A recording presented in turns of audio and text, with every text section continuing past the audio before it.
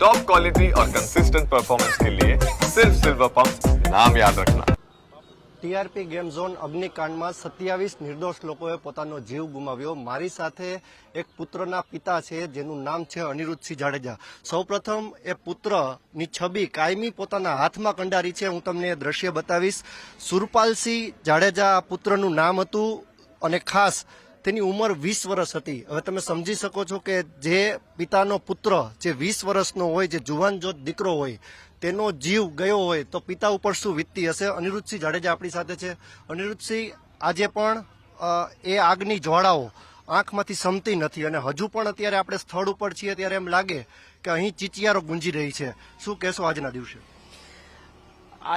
અમારી ઉપર તો કાયમી અમે જીવી ત્યાં લગી એક રાત દી આને ભૂલવાના જ નથી કે આ ભૂલાય। 20 વર્ષના જેને દીકરા ખોયા હોય એ તો કેવી રીતે ભૂલાય? એ તો જેને વાતો કરીને નીકળી જવું હોય એને બધાને ભૂલાઈ જાય। બાકી હાસી વેદના તો જેના ગયા હોય એના માતા પિતાને ખબર હોય કે આ શું છે। બાકી આ હરામીના પેટના શું હોય? જેને રૂપિયા ખાવા છે, હારી હારી વાતો કરી નીકળી જાય છે, હપ્તા લે, એને કાંઈ ન હોય। એને તો એ દાંત નહીં છે, બધું જ થાય। બાકી તો જેને આજ ખોયા હોય ને, જેના ઘરમાંથી પરિવાર, એને ખબર હોય કે આની વેદના શું છે ને, એ પોતા ઉપર જદી આવે ને તેથી ખબર પડે કે આ વસ્તુ શું છે। સુરપાલસિંહ તે દિવસે શું કહીને તમને નીકળ્યા હતા? છેલ્લી મુલાકાત તમારી શું હતી એમની સાથે?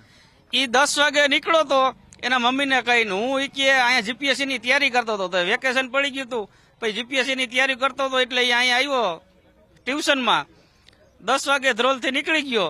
તે પછી 6 વાગે એના ભાઈબંધ થ્રુ ફોન આવ્યો મારા નાના દીકરાને કે ભાઈ તારો ભાઈ ની બધા અહીંયા રમવા ગયા છે ને અહીંયા એમાં આગ લાગી છે।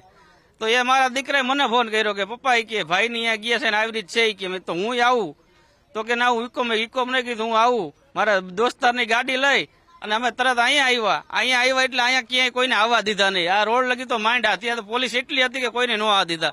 એટલે સીધા અમે હોસ્પિટલે ગયા। હોસ્પિટલે તમામની ડેડ બોડી જ આવતી હતી, ત્યાં કોઈને આમ મોઢા કે કઈ વર્તા એવું હતું જ નહીં। એ પરિસ્થિતિને કેવી વાત કરવી? આપણેથી ગાડી નો હાલે કે નો ઉભા રહી શકી।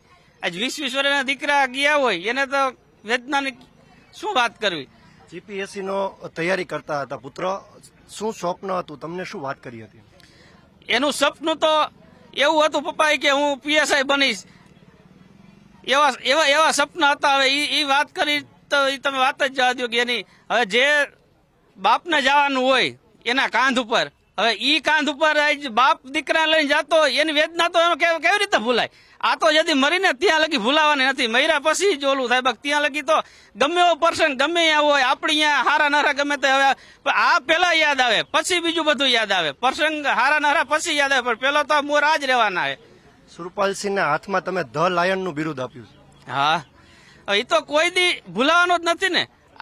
આજ મારો દીકરા મારા કોઈ દી નો ભૂલાય, કદાચ મરીને તે દી જ્યાં ભૂલે છે ત્યાં લગી આ ભૂલાય છે નહીં કોઈને। બાકી તો સારી વાતો કરી નીકળી જવું એને જ કાંઈ ન હોય, કલાક પછી કાંઈ ન હોય। એ તો જેના ગયા હોય એને જ ખબર હોય આ વેદનાની।